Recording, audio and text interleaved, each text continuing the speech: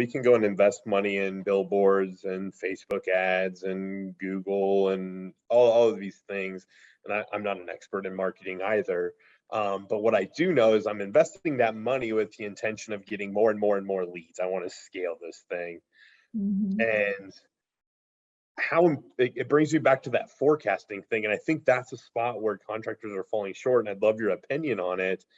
I can be spending money and doing things over here, but if I'm not forecasting what the end result is going to be, maybe I find myself in the middle of a busy season saying, I need more salespeople or I need more production people.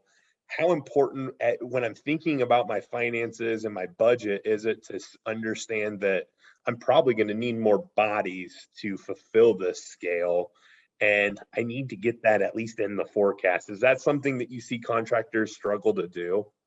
Oh, for sure. And I have to give a props to our HR coach who has this role mapping tool that ends up clicking with so many owners as they try to digest, right? All these pieces that have to get done, especially as you grow, right? What are those additional things or additional bodies that you need? And taking into account, after you figure out what's needed, taking into account the skill sets that you already have on your team, whether it's just you as owner, take that into account before we just go make quick hires. Again, that intentionality around your hiring. We talk a lot about that accountability and intentionality, right? Like just be thoughtful in how we're hiring those bodies and understanding, I think going back to you with this forecasting, if you truly, and it's going back to that comment I made, how your sales, right? When you're talking about that tension between sales and production, some of that's going to help give you the insight into, okay, we're finding that our sales are here, but our production's not able to keep up.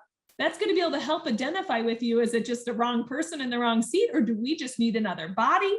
And at what, and it's diving into each of those components. But when you have those numbers to kind of back it up, knowing your pipeline for production, and knowing the administrative tasks, like each of those departments, you can kind of gather with a little more intentionality on who we need.